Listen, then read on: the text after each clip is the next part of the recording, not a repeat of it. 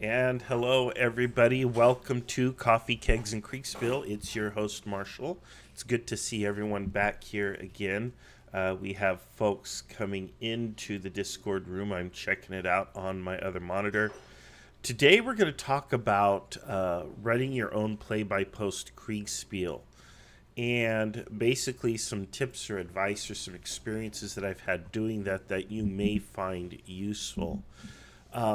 If play by post is really cool because it allows people to get into Kriegsspiel regardless of their time commitments. So a lot of people, they don't have a lot of time, they don't have maybe even a lot of experience, and you don't want to go into running a live Kriegsspiel without a whole lot of experience and then get overwhelmed and then just have everything fall apart on you. That would just be disastrous. Plus, nobody's going to want to play in your Kriegsspiels again after that, at least not until you've had some learning or some preparation. So what you need to do is, I think one of the great ways to get into it is to run a play-by-post. And it's cool because you can decide how long you want the game to be. You can decide how much time you want to go between turns. 24 hours is a very typical turn length, but some people I've seen go as far as a week. And then I've seen some people, although this is less often successful, go even longer. They just go however long it takes to process the return. I've once played a play-by-post Kriegsspiel that I think ran about 2 years. The umpires stayed up with it, but you might only get an update like once a month or so. So it's really up to you and your friends and your teammates what kind of pace or cadence you want to keep with it. I like once every 24 hours. I know in the red and blue campaign, the turns are roughly weekly, but we also have kind of like little turns, Monday, Tuesday, Wednesday, Thursday, which represent a week of the month. And then Friday, Saturday, Sunday is sort of a period where the umpires get their heads together and process everything and work everything out together so that when the game resumes on Monday, everybody has sort of a fresh slate. It's a fresh new turn, and we kind of keep everything synchronized that way. So it's kind of a compromise, sort of 4 days on, 3 days off, but during the 3 days off, the umpires use that time to collaborate. It's really up to you how you want to do it. And I'll tell you, the way that I started out doing these was just on email. We typically use Discord, and Discord is very useful. But email also works, and in fact, that's how I did my original play-by-post Kriegsspiels. So what you want to do first and foremost is you have to decide, what are you going to simulate? Are you going to simulate a battle, or are you going to simulate a whole campaign? Sorry, it's really stormy and my window is cracked open there. Are you going to simulate a whole campaign? So one of the early Kriegsspiels that I did play by post was the Shenandoah Valley campaign, and I don't have a map of the Shenandoah Valley. But I divided the players up into Union and Confederate, and I gave them each an order of battle, which you also have to do, and I'm assuming you can kind of think your way through that. And then I just drew updates on the map. I think I had my iPad or I had it on Paint or whatever on my computer. And I just drew little arrows, to indicate what is going where and where it is on the map. So, and you can do that, with any kind of a, thing. You could do it here in, you can just do like that on Tabletop Simulator. You draw an arrow and that shows what movement has taken place in the last turn. Whatever you want to do. However you want to do it, you have a lot of different options and tools, more options and tools available to you than when I was first doing it.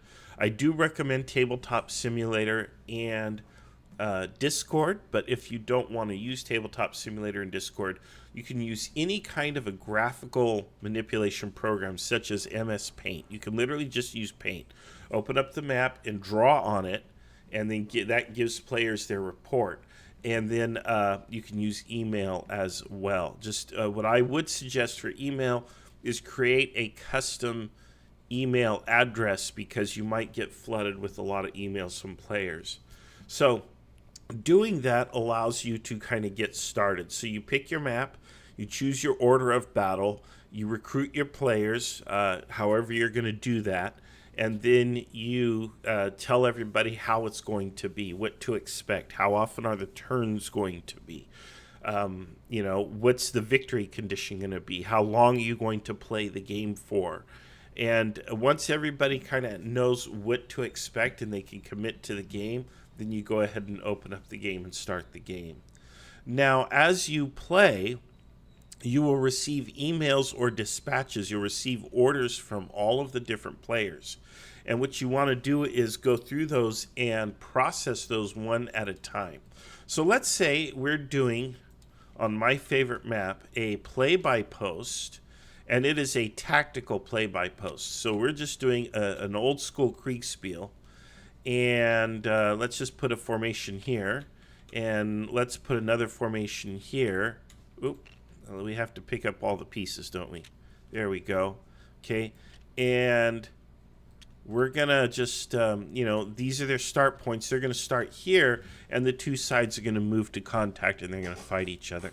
Okay, so what I do is I go into my Red channel or my email or wherever Red sends me their orders, and I'm going to get, their order of march. And they're going to go this way, and they want to come this way, and they give me their order of march, okay?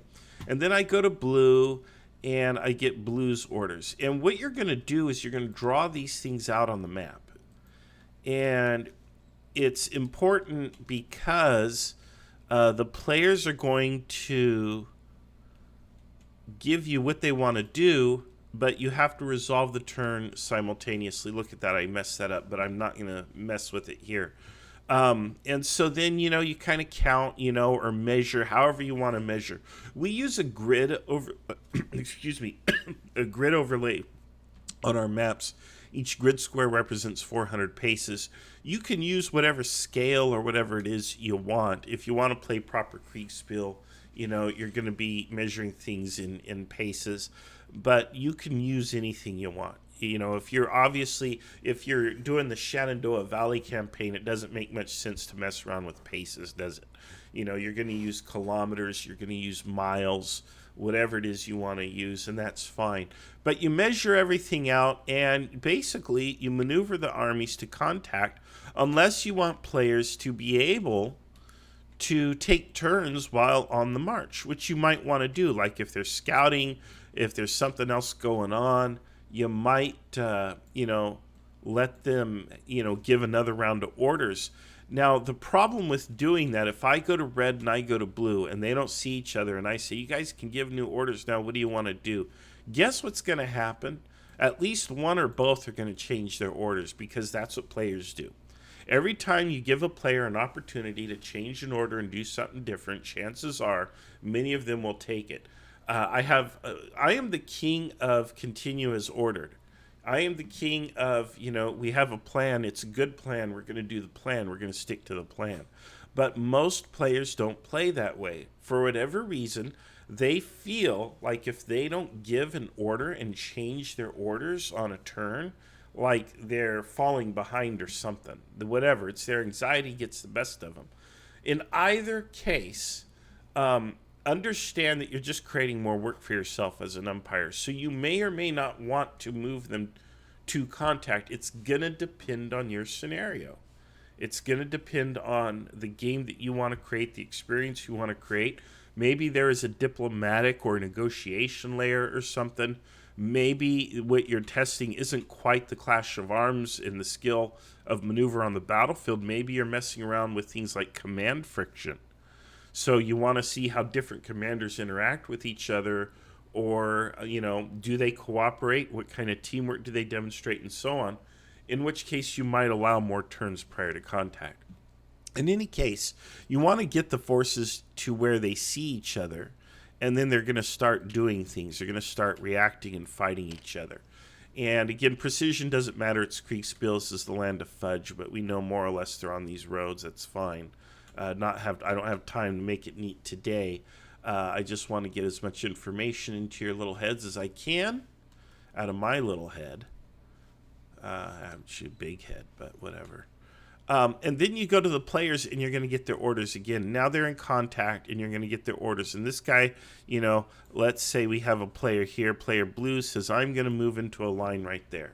And player red says, well, I'm going to, maybe they get a little spooked and they say, we're going to form a line right here, anchor on the woods and the hillside there. Okay? So they're going to do this. All right, so those are the orders. And again, you want to draw the orders out and then execute the orders. And that's because you don't want to start moving pieces and then have these units should have collided and they didn't because I was already moving pieces, or I forgot what somebody was supposed to do, or whatever. You want to leave everything drawn out until it's resolved.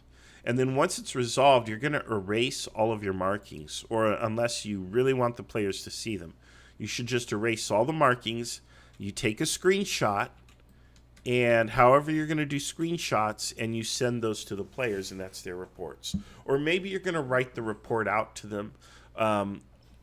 However you want to do it. Now, with screenshots, one of the things you want to keep in mind, and this is just a general Kriegsspiel tip, is you can't see as far as you think. People think that you can see for miles and miles and miles, and that's just not the case. I actually have a view out my window right here. I'm looking at some mountains that are probably at least 10 miles away from me out the window, and I have a clear line of sight all the way to those mountains because it's just fields out there. And there's an intersection with a stoplight out there, and that's about not quite a mile. If a person were standing in that intersection, I would see that a person was there. I would not be able to tell really what colors they were wearing unless they had bright colors. If it was a flag, if it was regimental colors or a national flag, if it was a formation or troop, I might be able to discern, oh, hey, those are Prussians, those are French, those are British, whatever. If I had binoculars, yes, I would definitely be able to tell. And generally, we assume the commanders have some sort of optical aid device. But ultimately, just with the naked eye, I would not be able to tell much if it's just a small group of people or an individual person. A larger formation where I could see the color a little better because there's so many, I would probably be able to tell that. But much farther than that, you really can't. So here we've got, I think, 2,000 paces roughly equals a mile. And so this is about the distance at which you can really see and tell, hey, that's kind of what's going on. There is, in fact, a guide, and I don't think I have it in here. I ought to add it to the cheat sheet. We do, in fact, have what you can see at what distance. And I know I have it in the K22 rule book, and it is available somewhere. It's not here, though. I ought to probably add it to the cheat sheet because it is valuable information. Just keep that in mind, though. Don't allow players to have Superman X-ray vision where they can see across the battlefield and see each other, because then what's the point of Kriegsspiel, right? Kriegsspiel's all about the fog of war. You want them to have that experience. Okay, so what happens then is the units are going to do what the units are going to do, or the players are going to do what they're going to do. Really, not the units, the players. So these guys say, "All right, we're gonna come out, we're gonna fight," and these guys say, "We're gonna come out and fight too." All right, you just process the turn. So again, well, if this works, a little fiddly there. You draw out the orders. And then you have to use your judgment. So here's a situation where Team Red wants to do this and Team Blue wants to do this. Now, here's one of the problems. When you're doing play-by-post, you don't really have the opportunity to go back midstream and say to players, hey, wait a minute, the enemy's doing this. Do you want to change what you're doing? Because realistically, the two sides are not going to just bump into each other and say, whoops, pardon me. They're actually going to fight at some point. They're probably going to stop. Now, you as an umpire have the discretion to say, no, we're going to stop here, and they're going to trade volleys.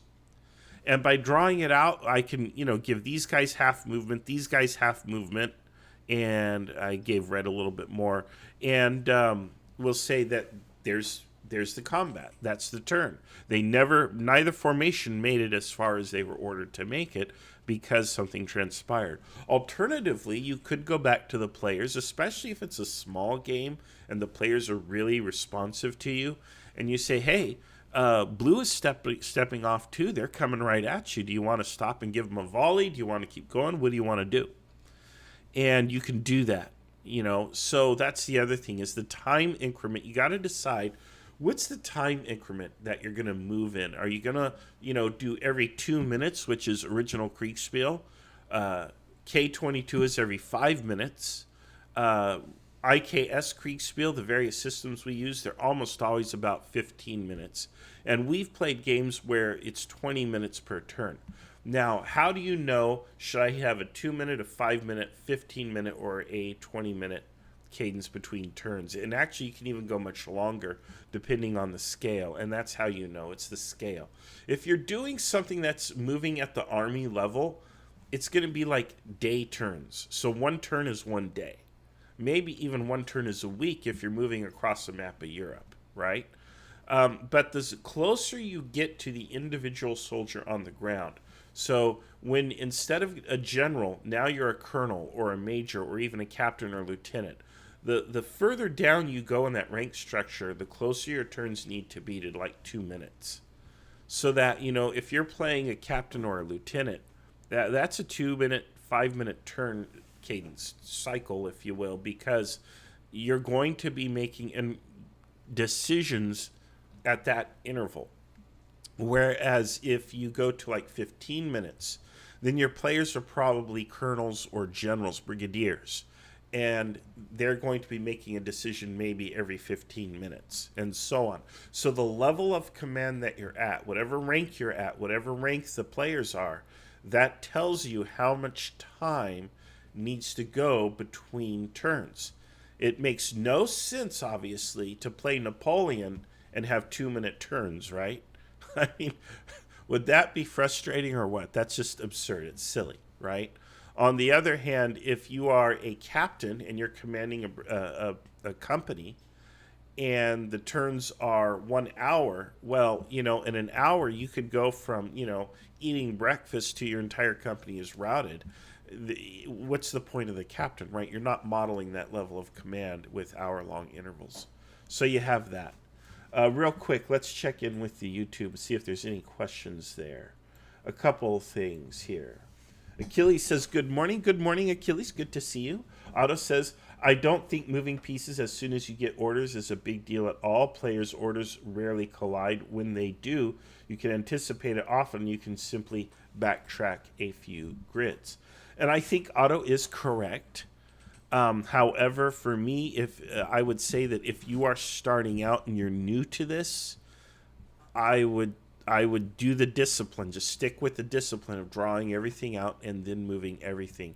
Otto is a very experienced umpire, as are many of us in the IKS.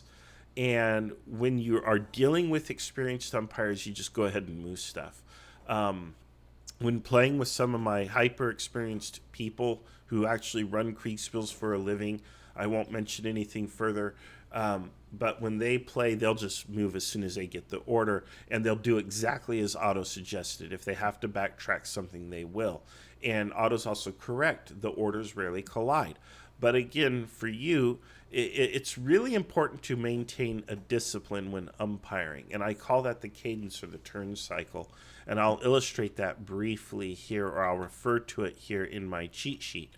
And it is simply so important because what happens is players will break this turn cycle. Oh, I don't have it here. Okay, well, great.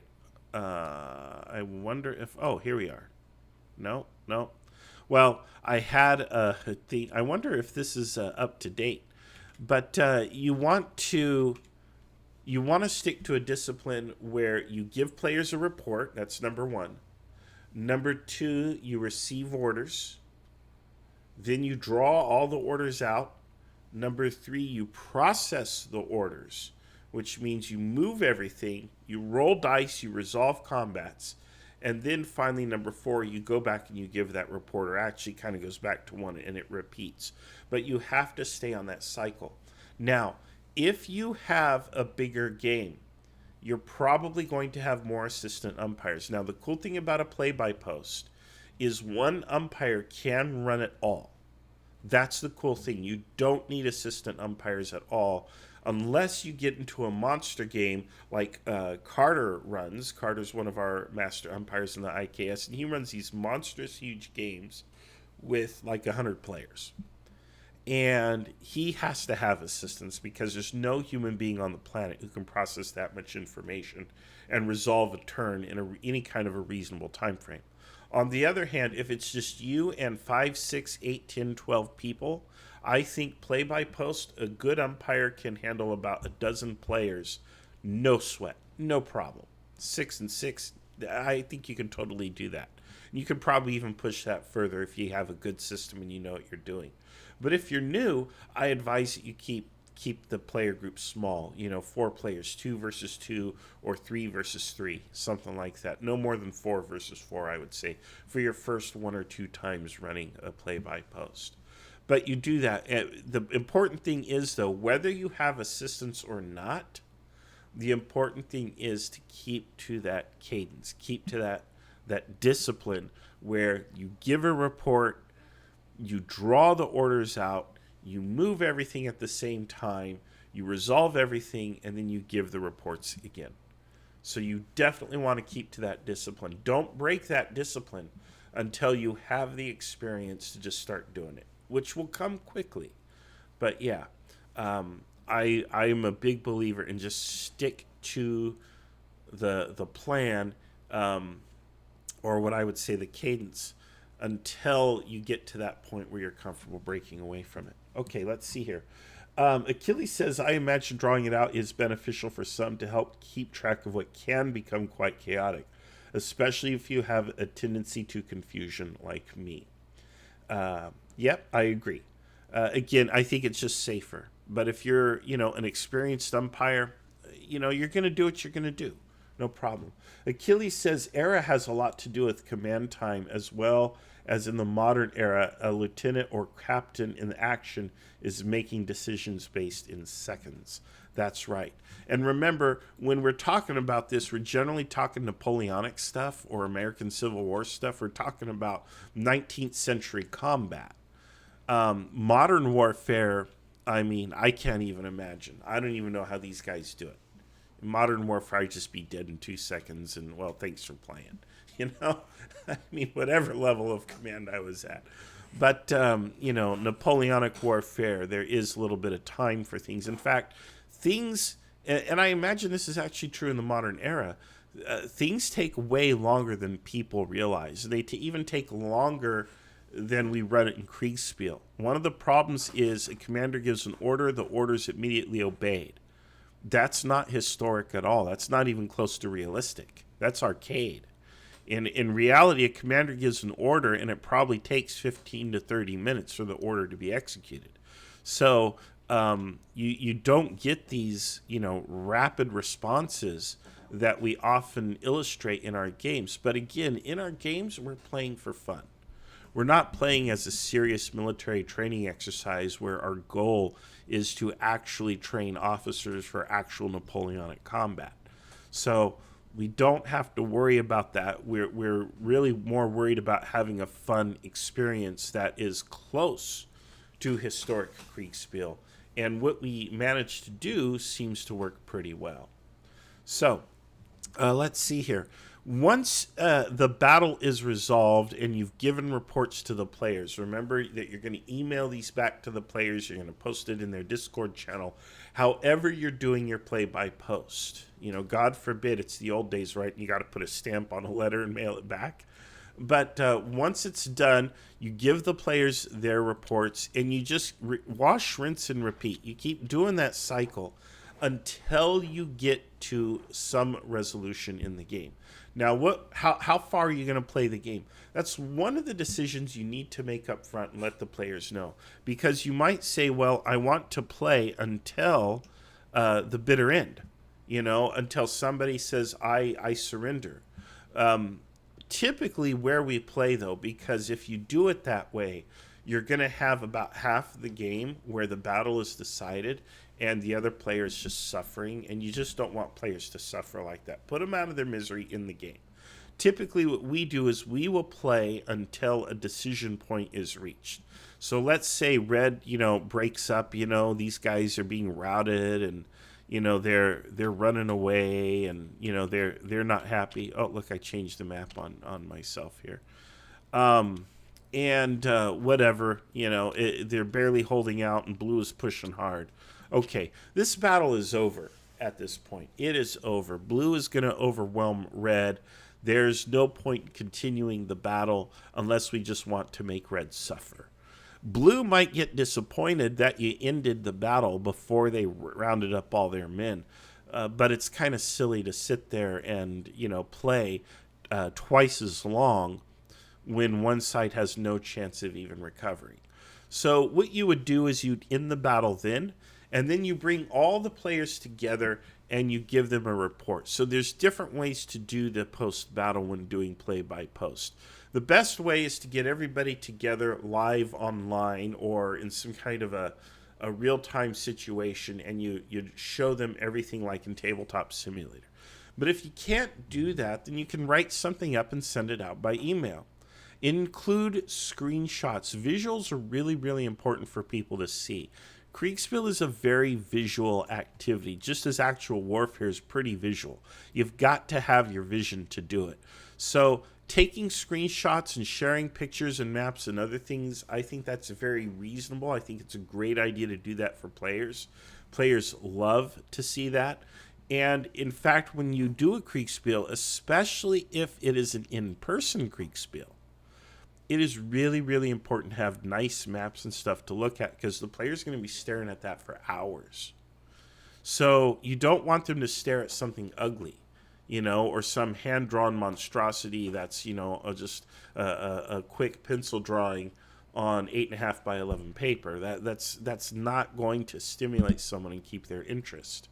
So you want something nice for people to look at, because you want players to have a good experience. You want them to return and come back and play again. So do keep that in mind. But yes, you want to have the post-battle debrief. You want to show them everything.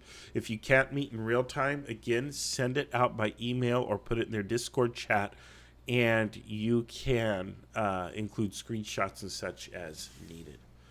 But running a play-by-post is much more relaxed.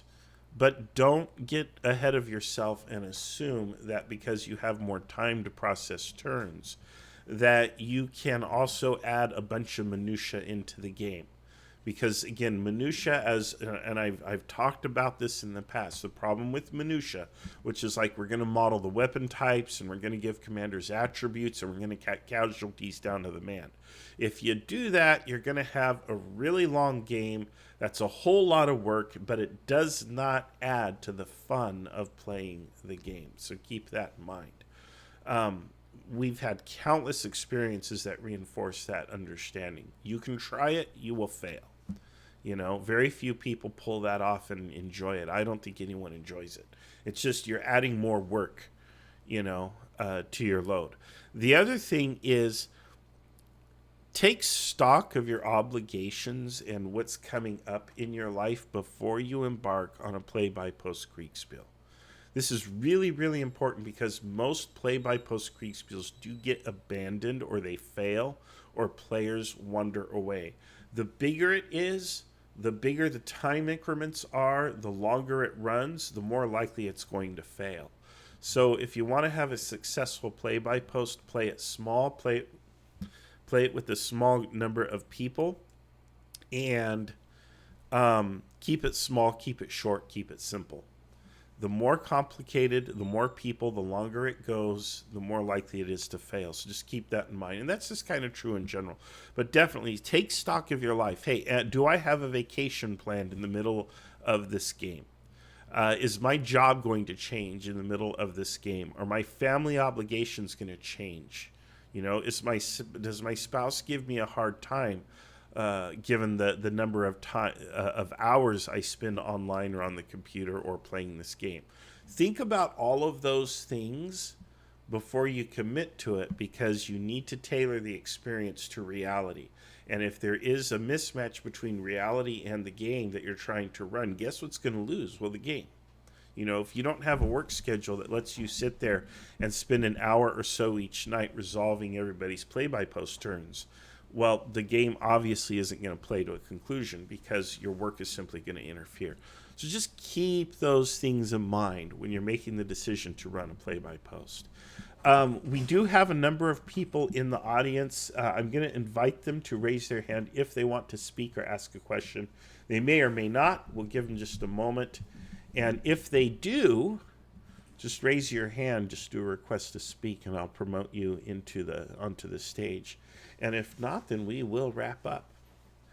But I do like to offer questions. For those of you who are watching the live stream in the future, after it's recorded, we're doing this live right now, obviously. If that's the case, you can always post a message in the YouTube. We'll read the comment, and I will try my best to answer it in the comments of the YouTube stream. Alexander, what do you have? What's your question or comment? I was wondering what if you have any suggestions on what you do if players are late on deadlines. How much leniency you think you should have? I would say it depends. Is it my friend?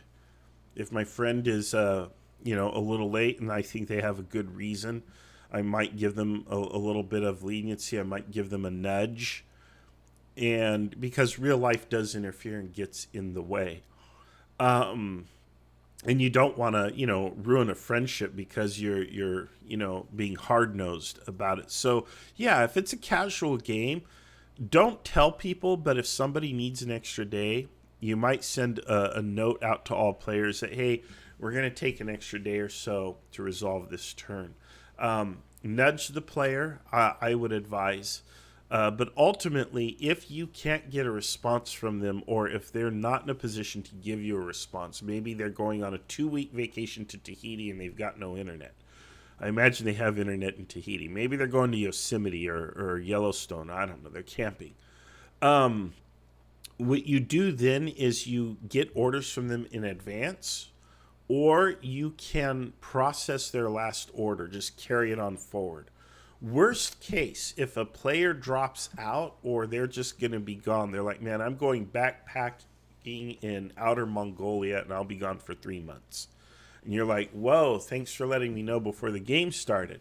Then what you do is you bot their unit, or you can assign their unit to another player, or you can replace them. But botting the unit basically means you play their unit. You just have to be logical and thoughtful in how you play the unit. You don't want to overplay it, because as an umpire, you're omniscient. You're basically God. You see everything. You don't want to overplay. You want to just, kind of put your head into the commander's shoes and say, if I'm the commander and this is my fog of war, what would I do? And then you respond accordingly. That way the game continues to move. So, yeah, is this my buddy or is this a complete stranger who just kind of wandered in and probably has wandered off? You might always nudge them, and if they don't respond to the nudge, then you consider one of those other options, which is replacement or botting their unit or something like that, or just carrying on their last order until you hear back from them or something. Also, if the orders that you're resolving, if it's like in the middle of a march, they're like, well, actually, I'm sorry, I was in the hospital, let's say, I had a family emergency, but I'm back now, and by the way, I would have gone this way instead of that way.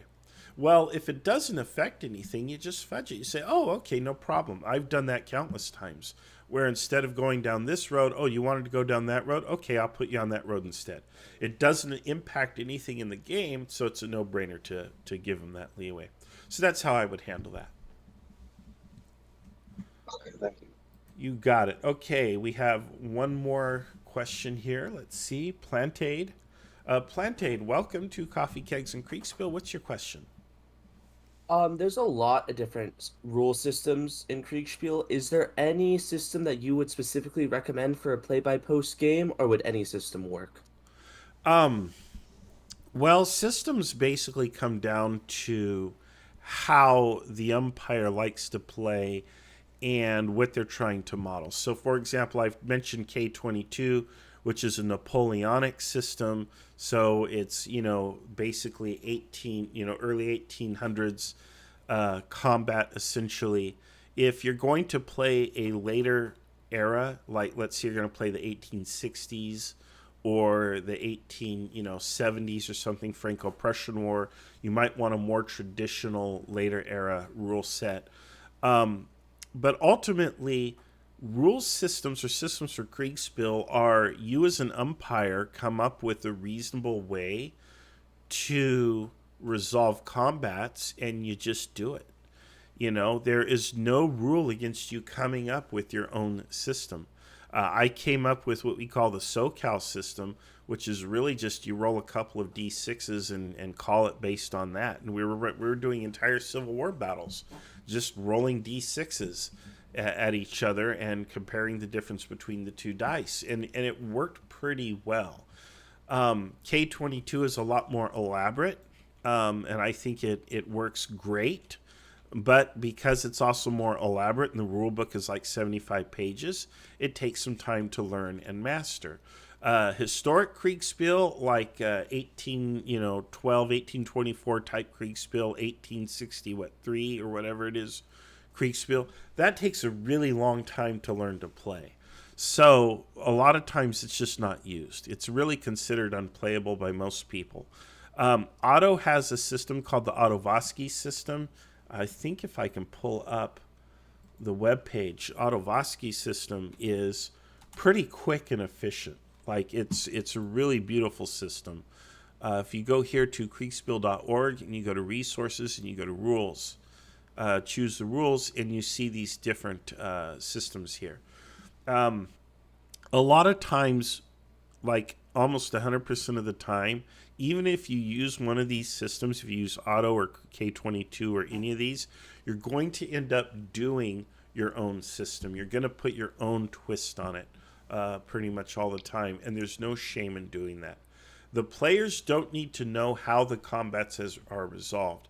In Free Kriegsspiel, which is here, you don't even roll dice. You just use your brain and say, well, this unit beats that unit. Okay. And you give the players a report, and that's just it. So you're going to do your own thing. And really, you just have to have a system that makes sense for the level that you're at. Obviously, if you're doing something on the strategic map, it's going to be different than if you're doing it on a tactical map. On a tactical scale, the system is going to be a lot more fine, a lot more granular, I suppose, meaning you're probably going to be rolling more dice and making more decisions or more calls as an umpire than on a strategic level. If I come back here and I bust open our red versus blue, and we've got divisions slamming into divisions here, there is no scenario where I'm going to let little players make little command level decisions where, oh, well, what does your captain want to do when they go into battle against the captain on the other side? No, I've got a couple divisions here that are hitting each other. I'm just going to roll a die and the winner takes all. And, one division's going to retreat and the other one's going to be able to, it's going to survive. So I might say, let's say roll a d6, and I don't have any dice on here. I'm not going to bother to import them. Let's say I roll a d6, and it's literally this simple. I roll a d6, and this side orange scores a 6, okay, and red scores a 2. Well, 6 beats the 2, so these guys are going to run away, and these guys are going to be able to continue on. Now, instead of the 6th, if he had rolled, let's say, a 4 versus a 1, instead, I might say, well, this unit, completely breaks or surrenders or routes. But with the 4, a 4 is just kind of okay. They win the battle, but maybe they're not in good enough shape to follow up the attack. So they have to recover for a day or two. And it's literally that simple. That's the system that I would use at this scale. But if I go back to K22, I'm going to be rolling dice for all the exchanges of fire that happens. So every 2 minutes of fire, I'm going to roll a die, and it's going to give me an outcome, and then I'm going to apply that outcome. So it's a lot more dice. So that's kind of, I hope that helps. But really, you can make something up if you want, as long as it's reasonable. Completely make it up. Any other questions? All right, let me check the YouTube one last time. And let's see here. Achilles is giving me props. Thank you. Packers fan here. Ignore the YouTube name. Do you have to live Saturday events before play-by-post? No, you can run a play-by-post anytime you want. I'm not your king. I'm not the king of you. You're the king of you. If you want to run a game, you just come in here and announce it. We have people announcing play-by-post campaign pretty much every day in the IKS. Now, how successful those are, or what happens to them, I don't know. We definitely have a lot of quantity. Quality is less common, but we do have a lot of quantity. And yeah, if you're ready to dive into it. I think you and I have talked as well previously about a Battle of Britain, which I would love to run with you. So I keep fantasizing about a Battle of Britain. And my problem there is the minutia. I'm tempted to say, well, I want to do 109s versus Spitfires, and I want to do the dogfights and everything, which is just the most ridiculous notion. I know better. I know we can't do that. But it would still be fun to do a Battle of Britain. And I think play-by-post would be perfect for that. Let's see here. Peter says you don't need to play a live game before play-by-post. Correct. Peter then adds, if you can only do play-by-post, then that's fine. And yeah, remember, play-by-post, you have more luxury of time. So there you go. And Packers fan mentions that he's going to look into the Battle of Britain with me, I think. So, nice. All right. Okay, well, that's all we have for now. We've gone a little over our time, but that's fine. Sean has a question. Let me get Sean. Invite to speak. There you go, Sean. I just barely caught that at the corner of my eye. Go ahead, Sean. What do you got? I was wondering if you have some tips and tricks to fake complexity. You know what I mean? Yeah. When you give the reports to the players, you can make it as detailed, I suppose, as you want. I'm not sure if I know exactly what you mean, but I think you want them to feel that there's a lot more going on behind the green curtain than what's really going on. For one, I don't think the players care that much. Now, you can give the players a detailed order of battle. You can tell the players that your troops are armed with these particular weapons. You can tell them that this is the ammunition and the quantity of ammunition, and you can give them a casualty report down to the man. You can do that without actually calculating these things in the game. And I think that would be a way to fake the complexity, which would add to the richness and the vibrancy of the experience for the players. But there is a downside, and the downside is, particularly when you get into weapon types, you're going to have that guy who gives this order, and I've seen it happen more than once, who, I'm standing here, and you're standing here, and my weapon has, 200 yards of range, but I know your weapon only has 150 yards of range, and their order is going to be march to this area right here and shoot the enemy where he can't shoot me back. And that's just a pain and a headache, and in reality, that was not really a thing. That's why they did volley fire. It was always you're firing at this area, and hopefully you hit something. And it just, as an umpire, you might not want to put up with that. So, but yeah, you can fake the complexity, I think, by giving them a more detailed order of battle, unit types, weapon types, things like that. I think that would be a way to do it. Play by post is definitely the place to do it rather than in a live game where you just don't have time. So yeah, you can do it that way. Yeah. Any other questions? Well, all right. Seeing none, then I think it's time for us to wrap up. I do want to thank everybody for being here and for all of your questions and comments today. And that's all we've got, but I will see you